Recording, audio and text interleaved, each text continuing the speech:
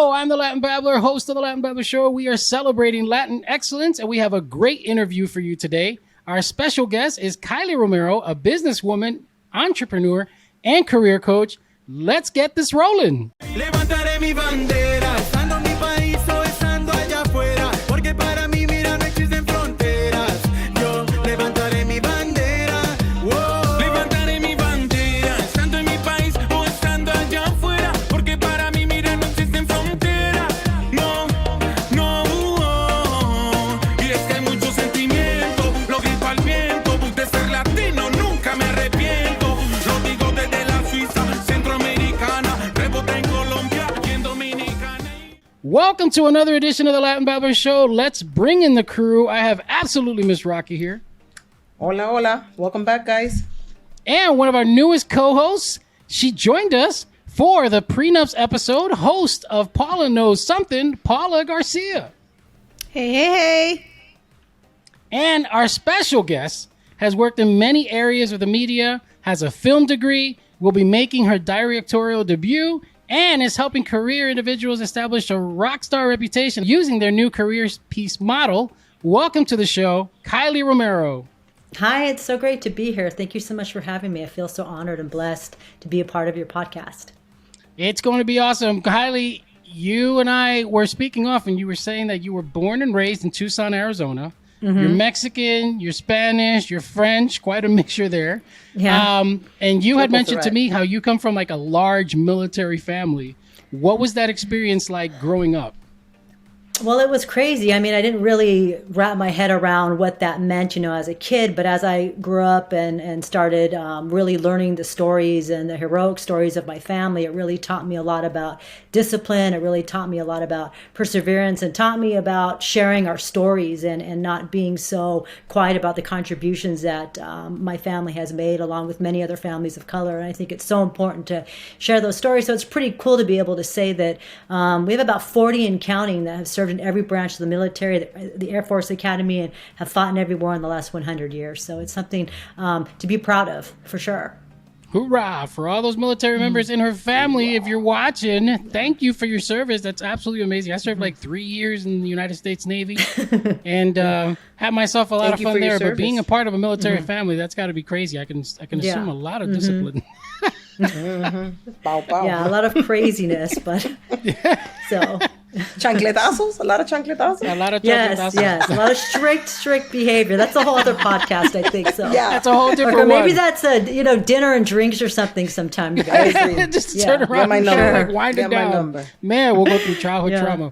So we'll be a mental awareness episode. So you became a single parent like at an early age. I think you mentioned it was like 19. Yes. How's life change? Was that like a life-changing experience? Because I know for me, it completely flipped my world around.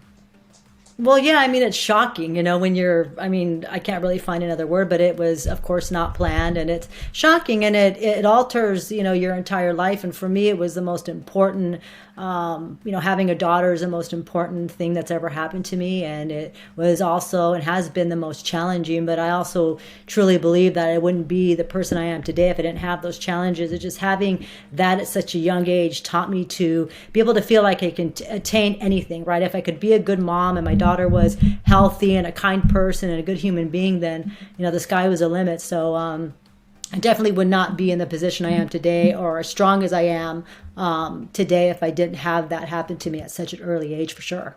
Like major learning experience. And everybody here is a parent. Like Ms. Rocky, you're a single mom. Paula, you're in a great relationship, so I envy you. But you're Yeah. you got kids. But what experience? My hat's off to all of you. I'm a professional divorcee, honey. I'm a professional divorcee. Single mom of 3. Is she proud of it? She like, I'm a professional divorcee. Yeah. I am. Got 2 under my belt. Watch out now. Hey, Number 3 I'm there is as going well. to be I'm the there one. as well, I know it. Number 3, I had mine I at see you. 20 though, so like I had my first at 20, so it was quite the experience. I was such a baby, having a baby, so to speak, the way I saw it. Yes. So Yeah. I can completely understand where you were coming from. But Babies, you managed raising to babies. like graduate from the University of Arizona with film and television and communication, which focused on human behavior. Was it always your goal to go into the filming industry? It was my goal to go into the music business, but being, the University of Arizona is a great school. It's a large research school, but it didn't have a music business program. So the program that was most similar to that interested me was the film department. But I had been working in film since I was about 6 years old. I've done something in film for many years, whether it's being in films, doing production, raising money for films, marketing. So I got to really learn the ins and outs of filmmaking, which was really interesting because I had never really seen the whole process behind the camera and really fell in love with it, and had a lot of great opportunities. Worked on The Scorpion King right out of college. Have worked on some smaller films, but being in Tucson, where in the last 20 years, it hasn't been much of a place that people have gone to make film like it used to be when I was a child. So there are some opportunities I kind of put on the back burner to raise my daughter. So now, flash forward, this year will be making my directorial debut. So I'm excited about that. Finally, after many years of saying, when is the right time? When is the right time? And the time is now. So now's the right time. yeah. That's awesome. You're also one of the few Latinas to own a mortgage company in the United States. I think it's called Smooth Mortgage Company. Yes. What was that journey like? Because I know that it's such a minor number. I mean, you have attorneys, that are like 1.7%. We were talking with Brenda, and she had mentioned that even writers are less than like 6%, and women in tech are like less than 2%. So what was it like for you going up to that journey? Yeah, it's a real problem, for the lack of a better word. When you don't have representation, it becomes a problem. So when I went into it with my partner, who I'm 50% co-founder, 50% owner of Smooth Mortgage, is based out of Chicago, Illinois. He had a finance, accounting, and mortgage background, where I had the human resource and marketing and all the sales background. And so we came together. And what I noticed, being on the phone or Zoom or calling different companies when we were getting, following all the regulations, that I was often the only woman. And, you notice that right away, and even felt more of a responsibility to let it be known, number one. But number two, now what am I going to do about it? And how am I going to help other women gain ownership and even leadership in the financial sector? Because when you're talking about, like you had mentioned, the statistics, and finance is even worse, right? You're not going to see that representation even in upper management. So that's something that I am wanting to change and wanting to include. So I work with phenomenal men, but I need to see more colors and more different faces, at the table. And so that's what I'm super, super passionate about in my work, even with careerpeace. Yeah, I completely agree with that. Hey, Kiley. Hey. So I wanted to touch a little bit about Latinas in the workplace, women of color. You were also on the Latin American Educational Opportunities podcast, which you spoke about your past experiences in working in a toxic workplace. Like yourself, I am a Latina. I am a single mom, which I've had many obstacles in my careers, and I've had worked at toxic and in a toxic and abusive workplace. Tell me, what advice do you give women, Latinas, women of color, if they're in these types of situations? What advice do you have for us? So I think the first thing is, we have to kind of look at, what the situation is. And I never want anybody to stay in an abusive relationship, personal or with, their company. But you really have to define what kind of situation that you're in, because when you're in an abusive work relationship, there's a lot of laws possibly being broken. So I'm not an attorney, but what I would say is seek legal advice, number one. Number two, prior to that, when you're in the interview process or even when you're working for a company, make sure that you have access to their company policy, because that company policy is going to tell you how to go about filing complaints. It's going to talk to you about the company's behavior. So what are your expectations of them, and what are their expectations of you? And that way you can have that as a guide to how do you approach these matters. A lot of company policies mirror law, right? So they'll say, like, we have a zero tolerance policy for harassment.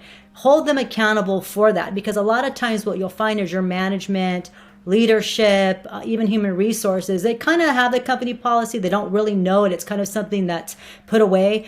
Make sure that you know it. And oftentimes you may know it better than they. So it's very difficult for them to try to when there's clearly a company policy and even maybe a law broken, that they can say that you're in the wrong, right? It puts you in a position right away where you're going in. Number one, they know you've done your research, right? And you're basically selling their words back to them. You're saying, hey, this is what your company policy says. I don't see this lived up to. Another thing that I tell people is look at the mission statement of the company, right? And it's normally plastered on their website. It's, plastered in the building or wherever, and say, how often do you see your employees, your leadership living up to what you say? These are all important questions. That's more in the interview process. But what I would say, company policy is where it's at.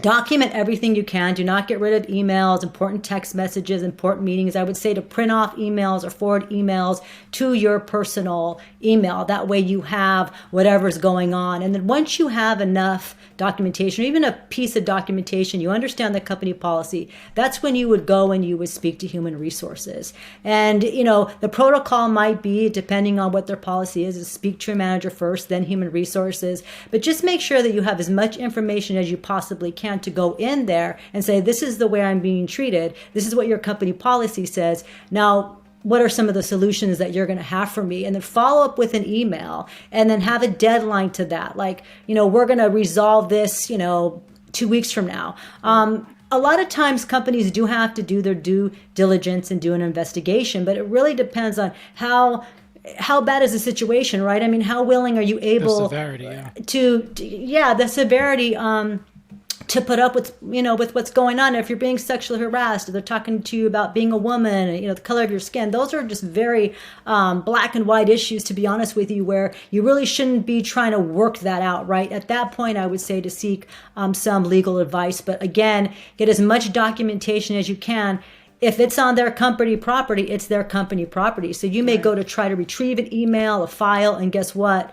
You're locked out of it. So do as much, as you can of printing and forwarding email. It's not a very popular thing to say, but it's honest, and it's probably the number one thing that saves a lot of people from getting let go. You need the evidence. Yeah, you need the evidence. You need the evidence, and a lawyer is going to ask you when you walk into their office, what do you have? Oh, I don't have anything. I was so upset I deleted. And when those situations happen, it's really common to lose morale, right? You start slipping on the job. I'm going to come in a little late. That's when you actually have to step it up. You actually have to, it's hard, but you have to step it up a little bit. Right. Do not give them any excuses at all. In fact, follow protocol, because what companies look for more than anything is behavior. People don't get let go from performance as they get behavior, because behavior is what companies are ultimately liable in the end. So when stuff starts getting hard in your personal life, also in your business life, you actually have to step it up a little bit and just kind of work through it, and don't let them get the best of you. You've got to and don't have a session of kumbaya with everyone who's disgruntled at the workplace, right? Be very careful who you speak to. That's important. Be careful who you speak to. It is. Be careful who you tell, right? Certain family members, vent to the people that you can vent to. But I would say try to leave that out of, the workplace as much as you can, because you just don't know who you can trust, to be honest. So because one day they're your friend, the next day they're your man, foe. you gotta, whatever it's what they say. What you say can and will be held against you. Exactly. It will. Right? Everyone's You have to be above replaceable. reproach. Yeah. Exactly. Everyone's replaceable. So Now, you had a Exactly. certain experience where you actually had to go through the legal process, correct?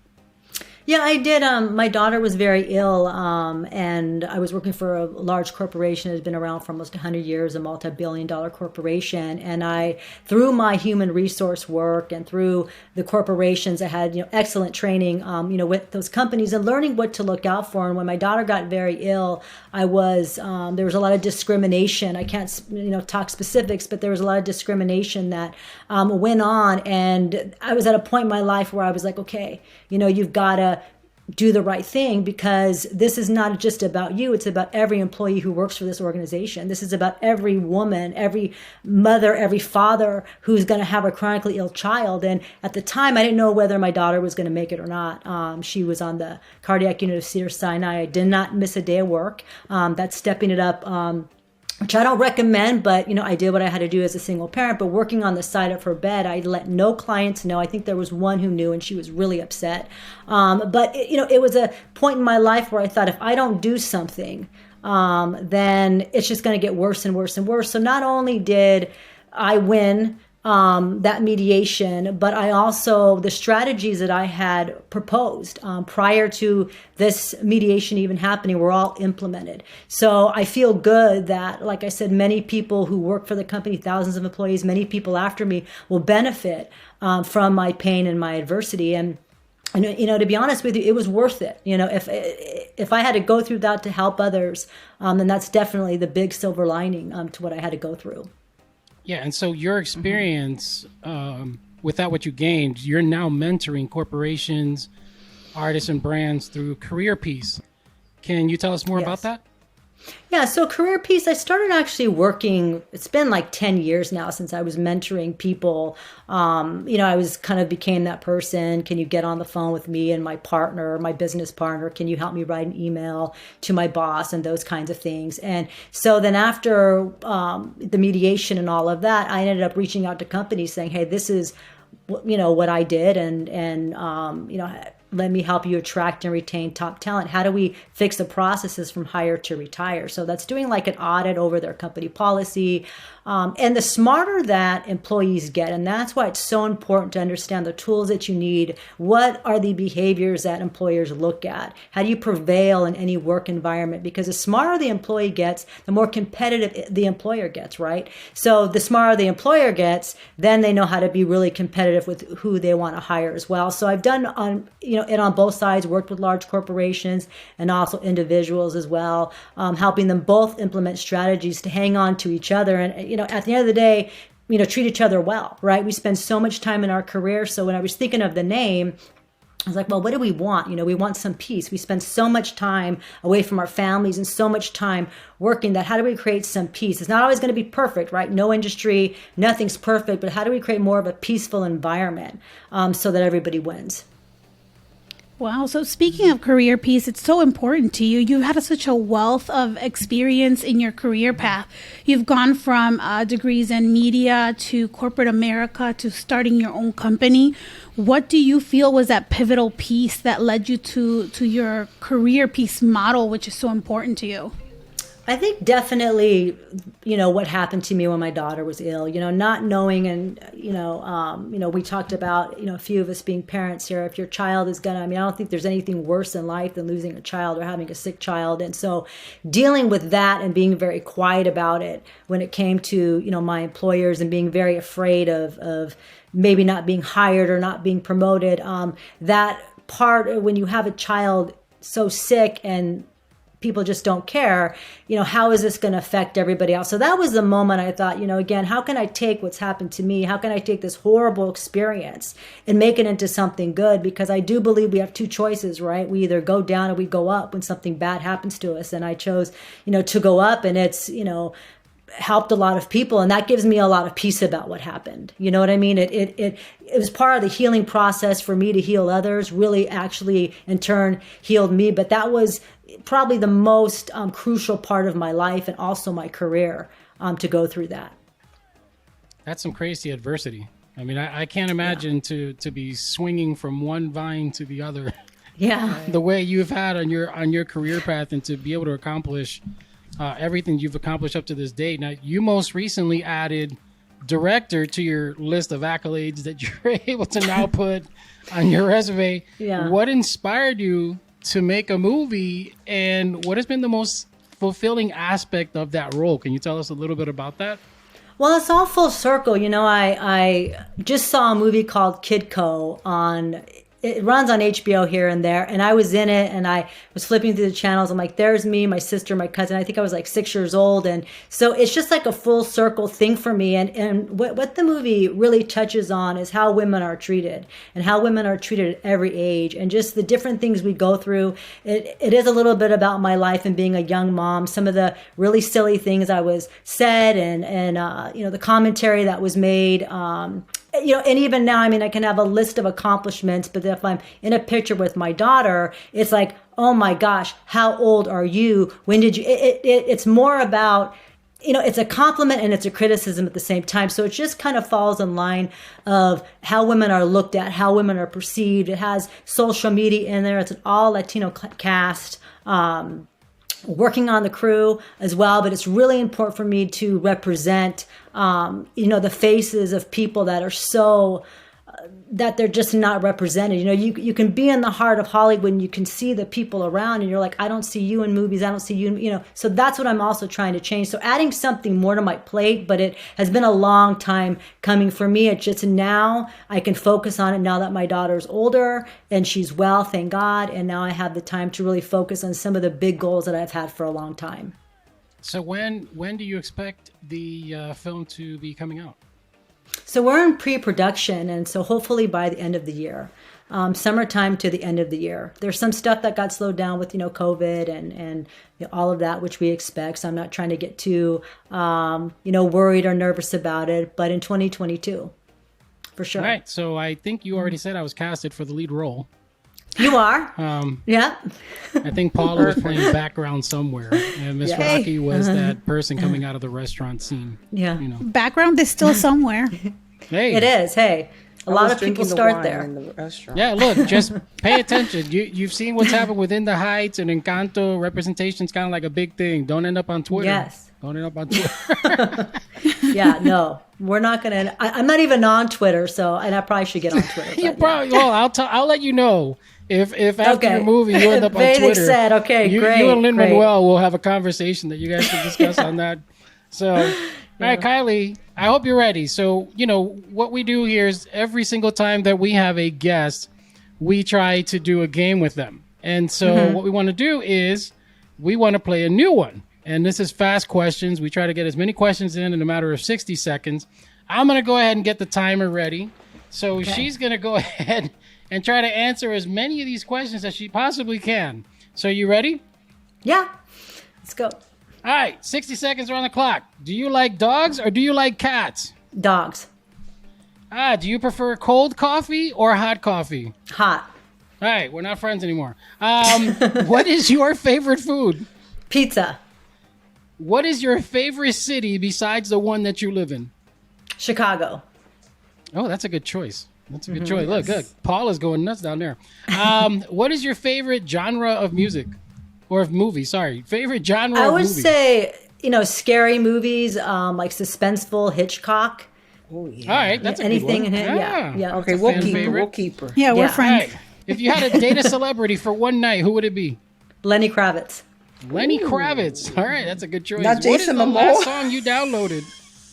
I downloaded this song by Nessa Barrett. She's a Latina artist that I just love, and it's called I Hope You're Miserable Until You're Dead. So it's not like the nicest title, but it's a good workout song if you're going through perfect. a breakup. You know what I mean? It's like it's Alanis working for me Morissette. right now. Yeah, you I got love 1 her. second left. You got 1 Yeah. second left. What is your favorite podcast? This one. Oh, This there one. you go. Yes, She got the right Latin answer. She got the right answer. Thank you, Kiley, for being such a good sport on that. It was the Thank first time you. we've actually done on that, so that's actually pretty cool. If cool. people wanted to find you or follow you or get more information about Career Peace, where would they go? Yeah, I'm on Facebook, I'm on LinkedIn, and I'm on Instagram under just Kiley Romero or Career Peace. But you're probably going to get to me faster just going to my personal, pages. So Kiley Romero. Very cool. Very cool. And as for us, big celebration this week as we celebrated our 10,000th download. And if you haven't listened yet, we're available on amazing. all podcast networks, and now we have a YouTube. And if you're listening to this video, you need to just go and subscribe on the button right down below on that YouTube. And we're also on Radio 89 on Saturdays. And if you want to reach us on social media, that's at Latin Babbler Show. Go to our website, latinbabbler.com. For the crew and everyone here and Kiley Romero, we are out. Desde Nicaragua hasta Costa Rica, con esta canción todo mundo se identifica. Llamen a los chilenos y a los cubanos, llamen a Puerto Rico y a los mexicanos, que ya se armó la rumba. Desde Panamá hasta Ecuador, vámonos a Perú y luego hasta Salvador. Que se escuche en Brasil y Argentina. Yo quiero un grito de mi gente latina y levantaré mi bandera, estando en mi país o estando allá afuera, porque para mí, mira, no existen fronteras. Yo levantaré mi bandera.